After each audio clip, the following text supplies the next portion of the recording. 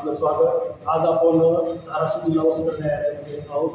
आपल्यासोबत ॲडव्होकेट विशाल साखरे साहेब आहेत। यांच्याकडून आपण जाणून घेणार आहोत की ॲडव्होकेट प्रोटेक्शन ॲक्ट च्या संदर्भात राज्य शासनाने 3 महिन्यात वकिलांचा संरक्षण कायदा हा लागू करण्याचं आश्वासन दिलं आहे। ज्यावेळेस आश्वासन म्हणजे त्याची दखल घेतं, त्याचं बिल तयार केलं जातं, त्याचा मसुदा हा पाठवला जातो विधिमंडळामध्ये, तर ते गोष्ट प्रामुख्याने राज्य सरकारने एक चांगलं पाऊल उचललेलं आहे। पण मी या ठिकाणी म्हणजे राज्य सरकारवरती टीकात्मक परीक्षण करून असं म्हणणार नाही, कारण की मला खात्री आहे आपल्या राज्याचे मुख्यमंत्री स्वतः विधिज्ञ आणि एका विधिज्ञाच्या मनाची भूमिका हे एक विधिज्ञच चांगल्या प्रकारे जाणू शकेल। मी असं म्हणेन की मुख्यमंत्री साहेब या गोष्टीची पडताळणी करत असतील किंवा या गोष्टीच्या अनुषंगानं कुठंतरी एक स्टेप घेण्याचा प्रयत्न करतील, पण माझी भूमिका ही सकारात्मक भूमिका आहे। फक्त माझं म्हणणं काय की या गोष्टीला दिरंगाई जेवढी दिरंगाई होत जाईल तेवढा राज्य शासनावरचा विश्वास हा थोडा कमकुवत होत जातो। पण माझं असं म्हणणं आहे की कुठंतरी या गोष्टीला तात्काळ न्याय भेटणं गरजेचं आहे। राजस्थानला पहिल्यांदा ॲडव्होकेट प्रोटेक्शन ऍक्ट लागू झाला, त्यानंतर हरियाणा आणि पंजाब येथे ॲडव्होकेट प्रोटेक्शन ऍक्ट 2023ला लागू झाला। त्या राज्यामध्ये ॲडव्होकेटचं प्रोटेक्शन बिल लागू झाल्यामुळे तिथल्या ॲडव्होकेटना संरक्षण मिळत आहे।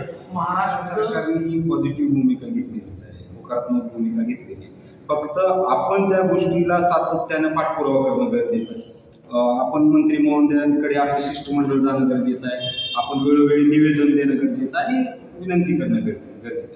शेवटी मग जर नसेलच होत तर मग आपण आपल्याला चांगलं माहिती आहे की कुठल्या पद्धतीनं कसं आपले हक्क मिळवायचे, कारण आपण रोज हीच बाजू आपण कोर्टामध्ये मांडतो। पण माझं म्हणणं आहे की आपण जर आपल्या मागण्या लवकरात लवकर नाही जर पूर्ण झाल्या तर आपण आंदोलनात्मक सुद्धा या गोष्टी करायला तयार आहोत। फक्त माझं सांगण्याचा उद्देश काय की आता या ठिकाणी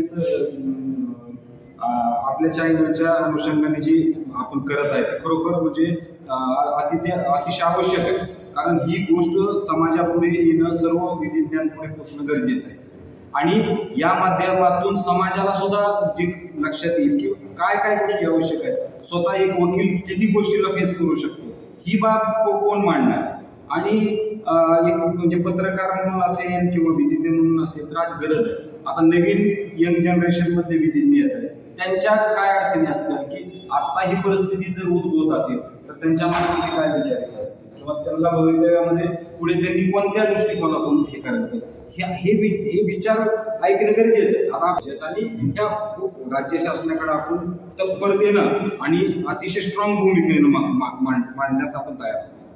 महाराष्ट्र शासनाने लवकरात लवकर पारित करावा आणि तो वकिलांना सुरक्षा देणारा कायदा आहे। तर एक वकील म्हणून एक विधिज्ञ म्हणून आपली भूमिका काय?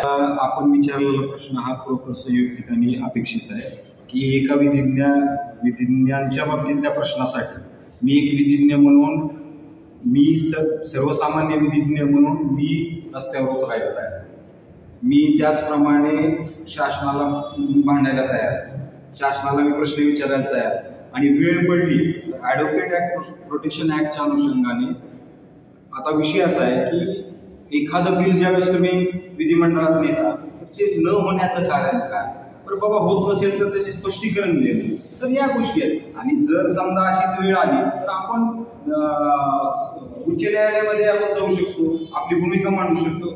ह्या बाबी होऊ नये त्यापेक्षा राज्य शासनाने दखल घ्यावी आणि वकिलांना आपल्या विधिज्ञांना सिनियर सर्वच स्तरावरील आपले जे विधिज्ञ आहेत त्यांना न्याय मिळवून देण्याचा प्रयत्न करावा, कारण ही संरक्षणाची लढाई आहे। उद्या आपल्यावर काय हल्ले झाले, पर्सनल गोष्टी बंद कुठल्या गोष्टी घडल्या तर याला जबाबदार कोण आहे?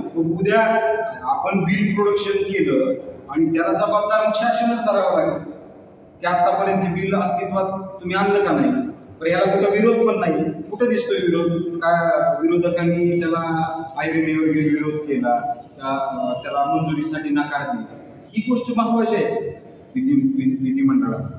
धन्यवाद। हे होते ॲडव्होकेट विशाल साखरे सर यांनी ॲडव्होकेट प्रोटेक्शन ऍक्ट संदर्भात छान आपल्याला माहिती दिली। न्यायदर्शक मराठी न्यूज चॅनलमध्ये आपलं खरोखरच आभार, धन्यवाद।